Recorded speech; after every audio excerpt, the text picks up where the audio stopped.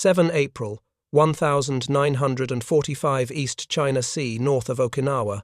Task Force 58 fighter cover F4U Corsair squadrons aboard fast carriers. Vice Admiral Marc A. Mitscher, IJN. 5th Air Fleet under Vice Admiral Matome Ugaki. The carriers turn into wind. Decks slick with salt. Corsairs taxi forward canopies down magnetos hot. The brief is simple and brutal combat air patrol over the fleet, while the Japanese push in waves. But something is different inside these cockpits today. Not the big Pratt and Whitney rumble that is familiar. It is the view ahead, the sight. A glass pane holding 2 reticles instead of 1. A dot that says here, and a ghost ring that says lead here. Gyros hum as they cage and uncage tiny iron hearts, learning the pilot's turn rate, promising to solve the hardest problem in air combat deflection.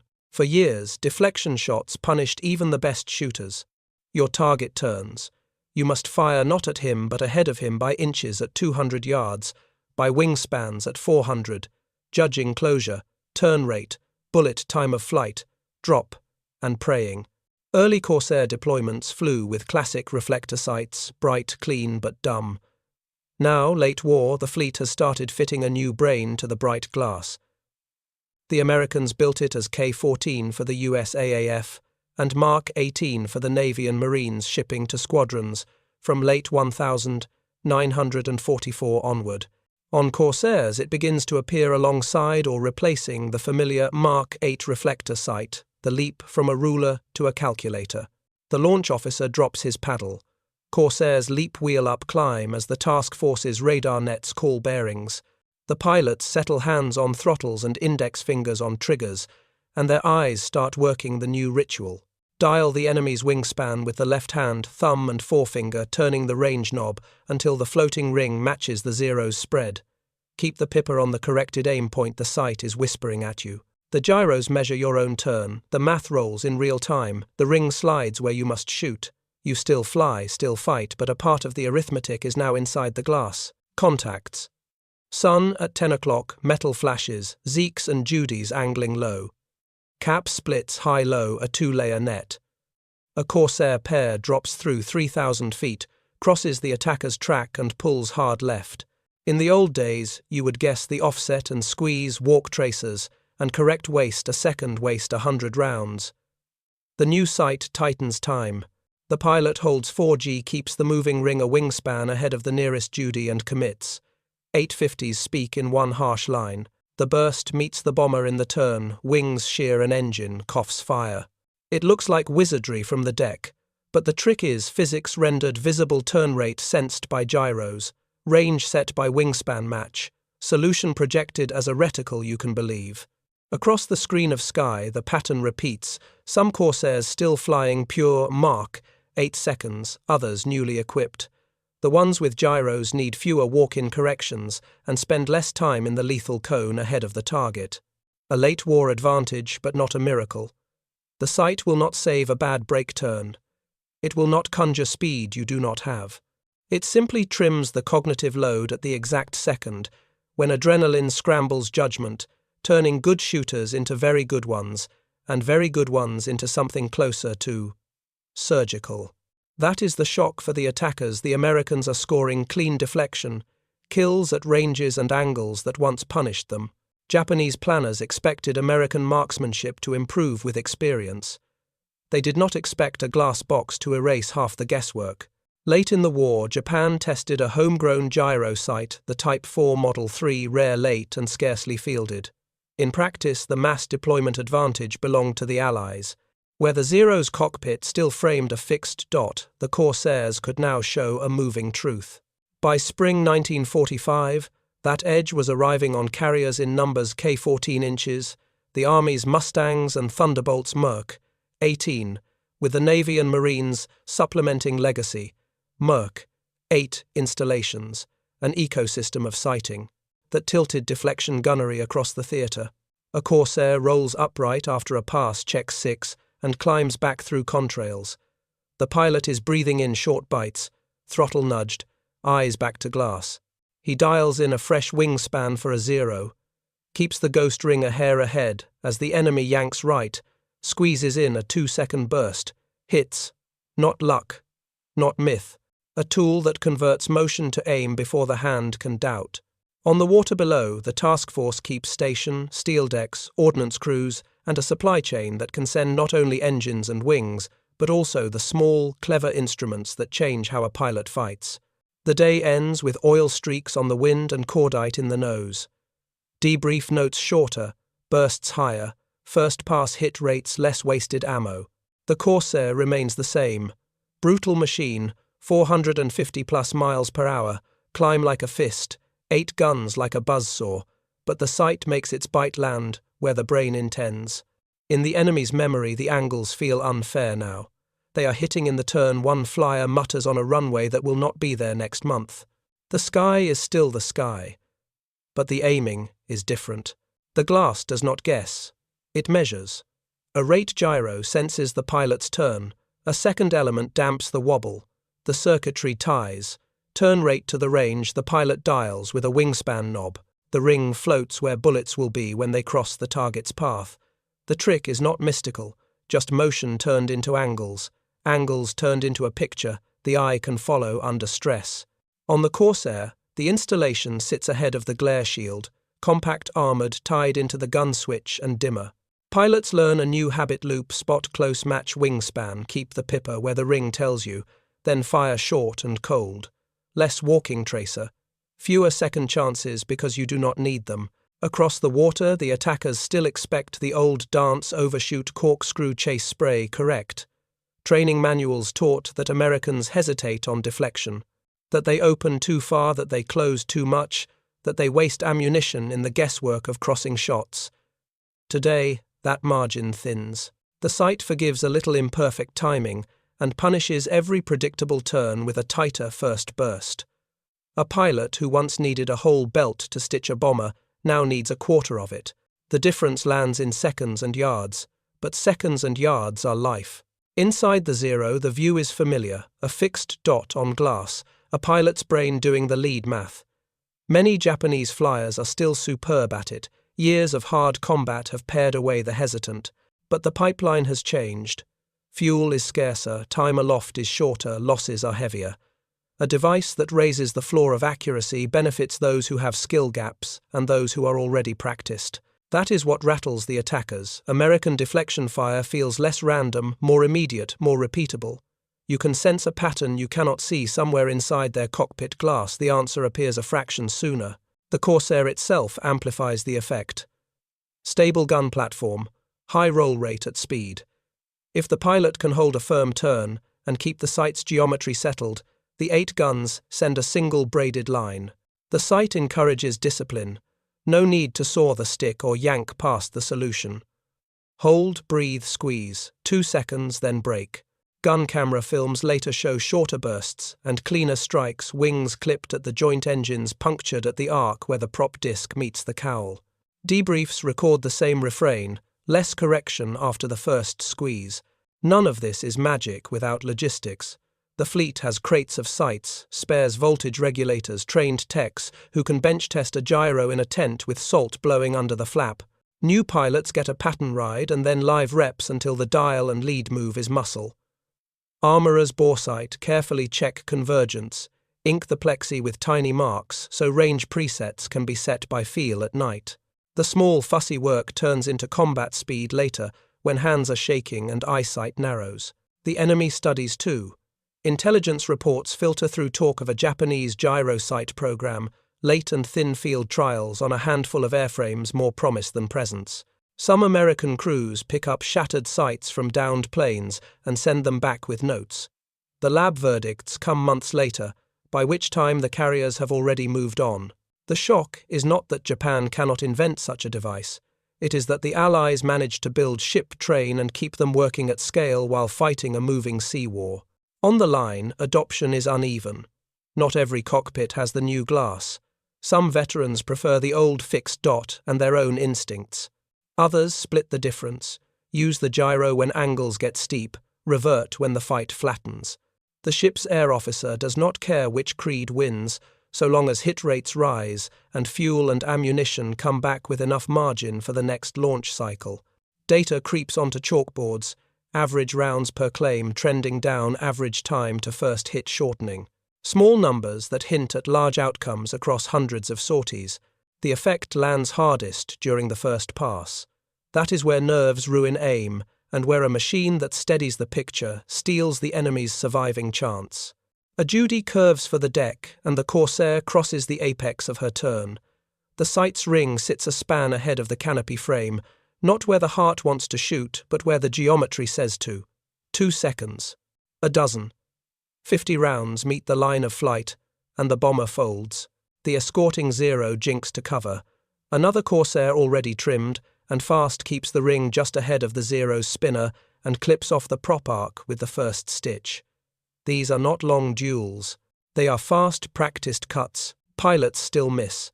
The sight still drifts if you mishandle it, if you forget to cage it in turbulence, if the range is wrong or the wingspan value is off.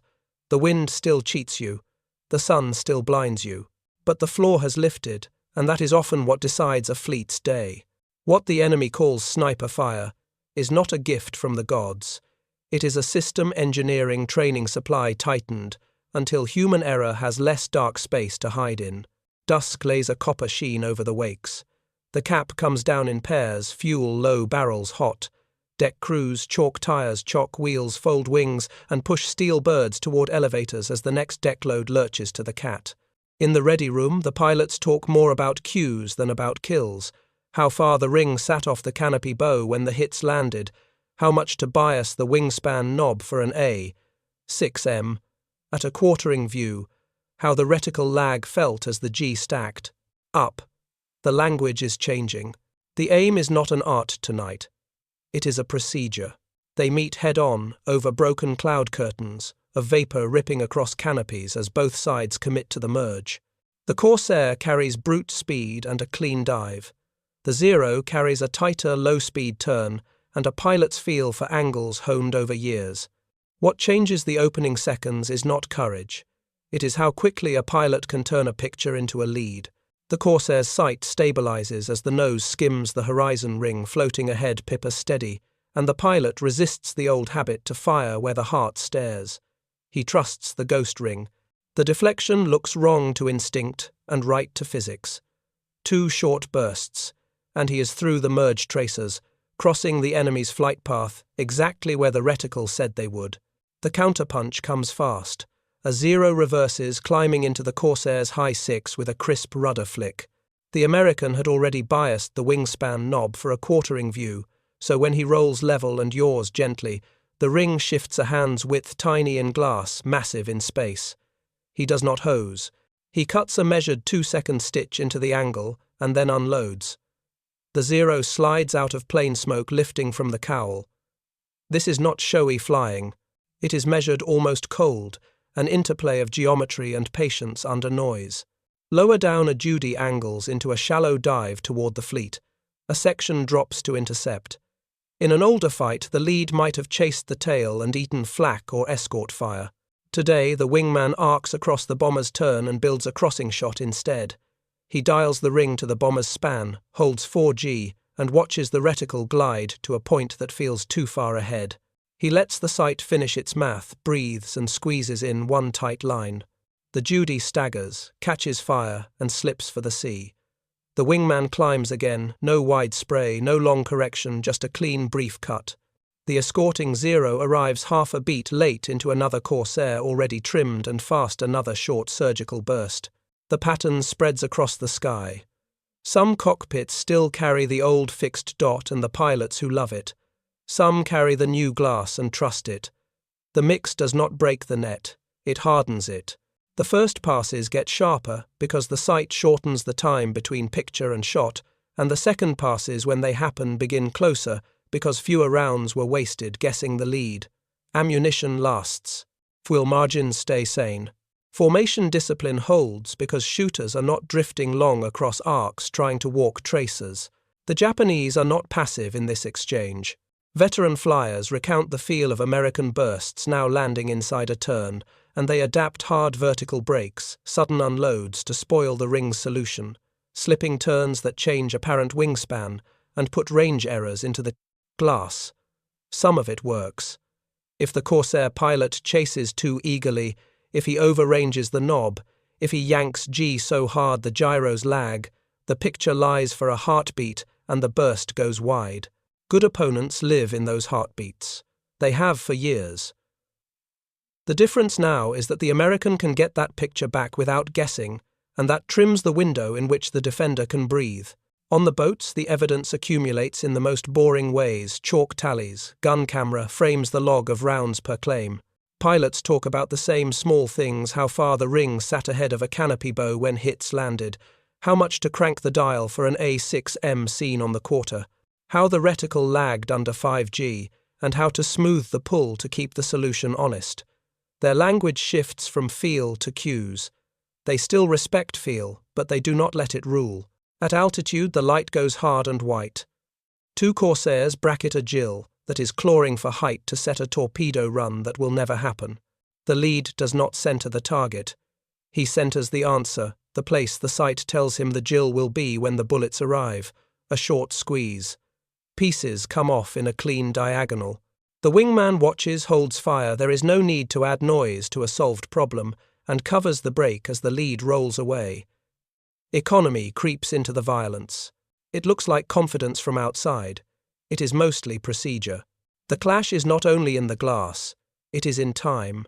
Every second a pilot spends correcting a bad lead is a second. He might be crossing another enemy's nose or slipping into friendly fire or losing altitude. He will not get back. The sight buys seconds in the most expensive part of a dogfight, the first deflection. Those seconds compound across a sortie and across a day of launches and recoveries. They compound into fewer damaged planes, limping home with empty belts and hot engines.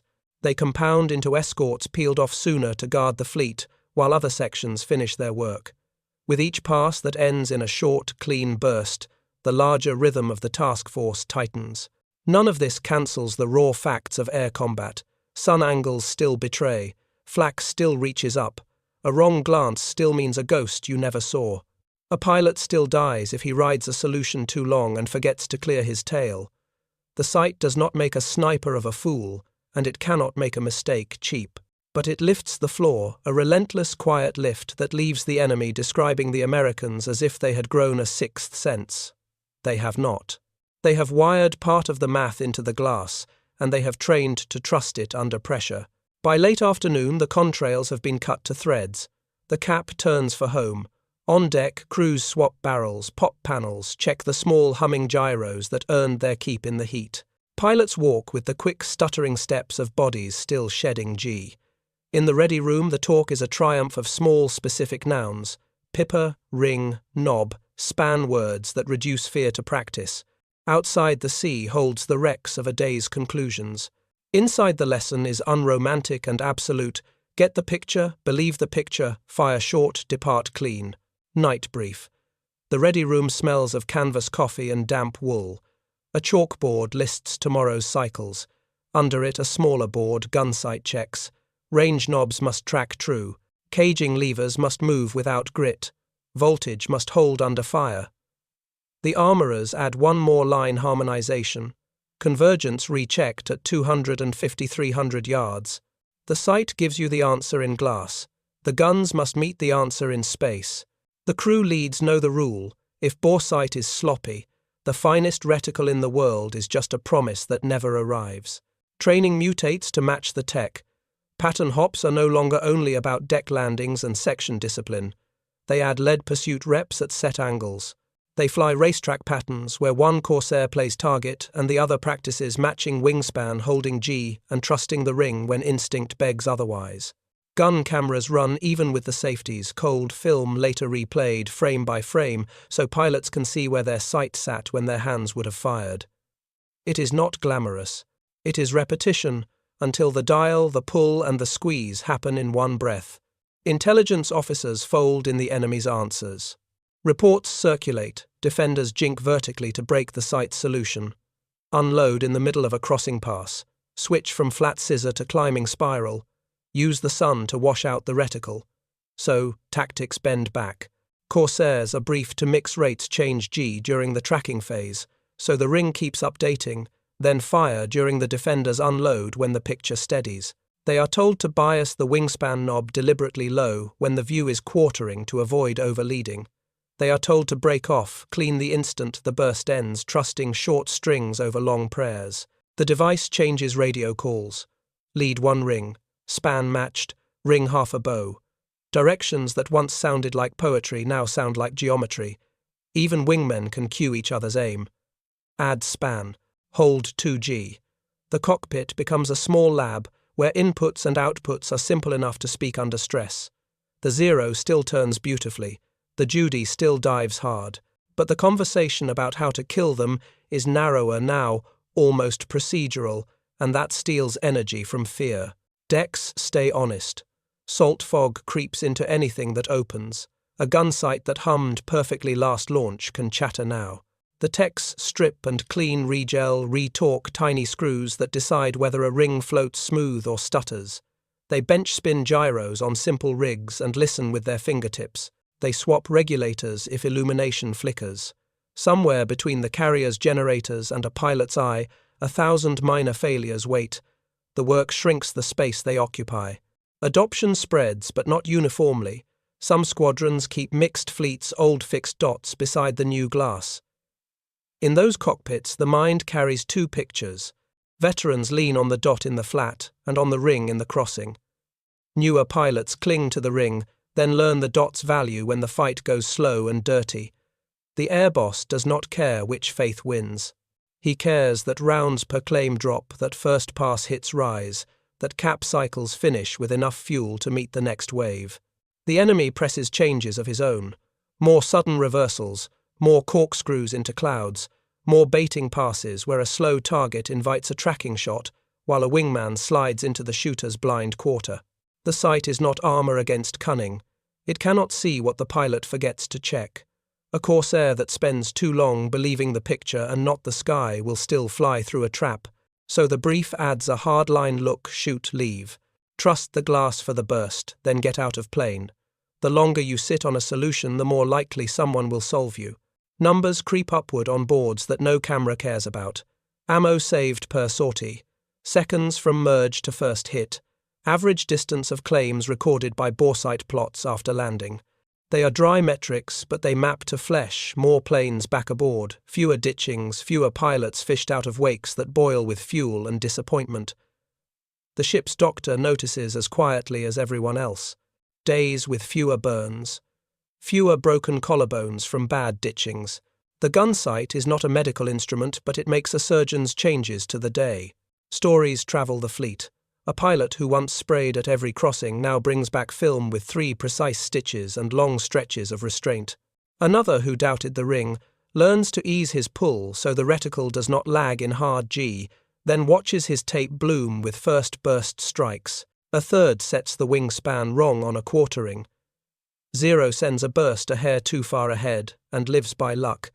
The note in his pocket checklist becomes ink for everyone else, quartering view dial smaller. It is a culture forming in pencil lines and whispered cautions, as stubborn and contagious as any superstition except this one is borne out by film. The enemy's phrase, sniper sticks. It sounds romantic. It is actually institutional. The instrument is only the sharp tip of a blunt machine, factories that stamp parts that fit ships that move them, schools that teach the muscle memory crews that keep the hum clean, commanders who allow time to drill the boring bits, and pilots who accept that a device can be smarter than their first impulse. The Zero driver who calls it sniper fire is not wrong. He is just naming the last inch of a chain he cannot see. At sunset, the fleet turns, making its own wind. Launch and recovery grind on. The day's film spools through a warm projector, grainy, jittering rectangles where ghost rings cross canopies and then disappear in flashes. Pilots murmur at angles they felt in bones but can now measure in glass. Outside, the ocean resets like a blank slate. Inside, the lesson hardens one more notch. Arrive fast, set span, trust the ring fire short, break away. The next wave is already on somebody's board. Dawn again, steel decks, washed chalk, dust wiped the same sea, but a slightly different air. The ready room's chalk lines have thickened into habit. Pilots who once argued sight versus instinct now brief on when to let the ring lead and when to fall back to the flat scissors and slow spirals for feel high-angle crosses for glass. The transition is not loud. It is a tightening, fewer wasted bursts, shorter exposure in the cone ahead of a target, cleaner brakes that keep energy for the next pass.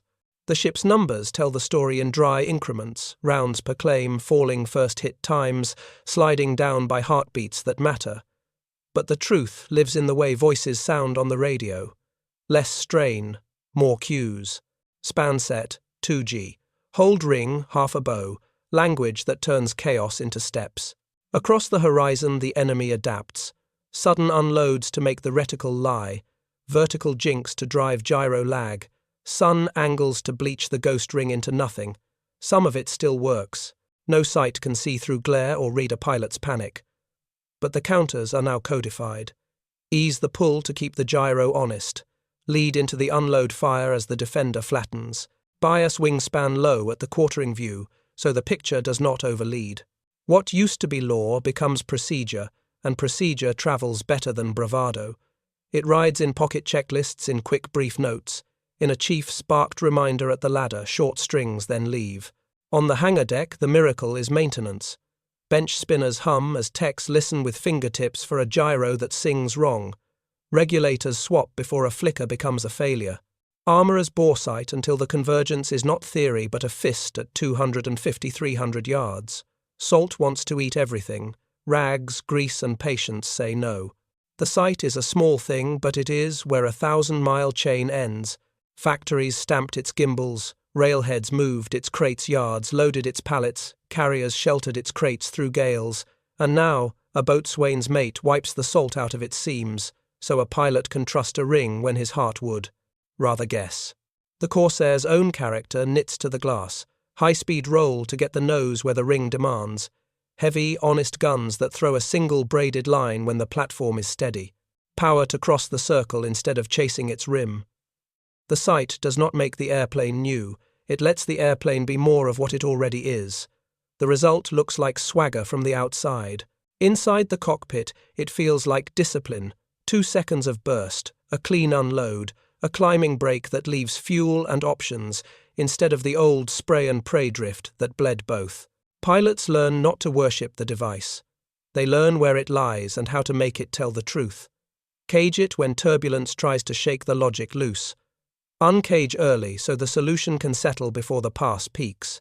Remember that a wrong wingspan setting puts the answer a foot, a yard, a wingspan off, and a wingspan is death at 400 yards. Remember that the gyro lags under heavy G, and that a smooth pull is faster than a hard yank. The film confirms what the nerves suspect. The calmest hands get the quickest hits when the sight is in the loop. Stories spread the kind crews believe because they are boring. The pilot who used to come back with barrels white hot now lands with ammunition to spare and film of 3 tight stitches. The section that once chased a lone bomber all the way to the flak web now cuts a crossing pass and breaks early, leaving escort to be handled by the next pair already arriving with altitude and speed. The division leader who doubted glass gadgets ends up writing the margin. Note that everyone copies quartering view, set span, small hold, 2G fire short. None of it feels grand while it happens. It is not a silver bullet. It is a better wrench. The enemy's word sniper clings to the mind because it flatters and explains. The more accurate word is system, a sight that turns motion into a picture, a training loop that turns the picture into a reflex, a maintenance culture that keeps the picture honest under salt and heat, a command rhythm that pays for repetition and collects the small statistical wins. The Corsair wears the result like a new edge. The zero still turns tighter down low, the Judy still dives hard, the sky is still treacherous. But the first pass, the cruelest pass, now belongs more often to the pilot, whose ring tells him where to place a short, cold line of 50 seconds. Evenings close the ledger, fewer ditchings, more walk-ins across a deck bright with wands. The doctor's day is lighter, less fuel in lungs, fewer fractures from bad water. The chaplain says fewer names. None of these people ever touched a gunsight's gimbals. All of them live inside its long shadow. War often crowns the loud engine's armour tonnage. Here the quiet thing mattered. The humming gyros, the dim red glass, the knurled knob under a glove, turning the moment of greatest guesswork into a calculation a pilot can trust when his eyes are wide and the world is trying to shake him. Loose. The lesson does not stay on propellers. Instructors who will later teach jets carry it forward, trust the computed picture when your instincts are late, but know the limits of the computation and feed it the view it needs. The habit of short strings of leaving the solution the instant you have used it follows pilots into new cockpits. The vocabulary changes, pippers become other symbols, glass turns into scopes, but the rhythm holds arrive fast. Set the cue, fire short, break clean, live to repeat. Sun sinks. The last cap taxis in wings folding like tired hands. Below decks a tech wipes a tiny film of salt from a lens no bigger than a playing card. Above decks a pilot presses a thumb into the crease of his glove and thinks about the ring that sat a hair's width in front of a canopy bow. At the exact second his burst landed. The memory is not romantic, it is precise. It says that for one day in one slice of sky patience and a humming box of gyros made the difference between hope and hit. Tomorrow we'll ask again. The answer will be the same. Get the picture, believe the picture, fire short, depart clean. The sea erases the wrecks. The habit remains.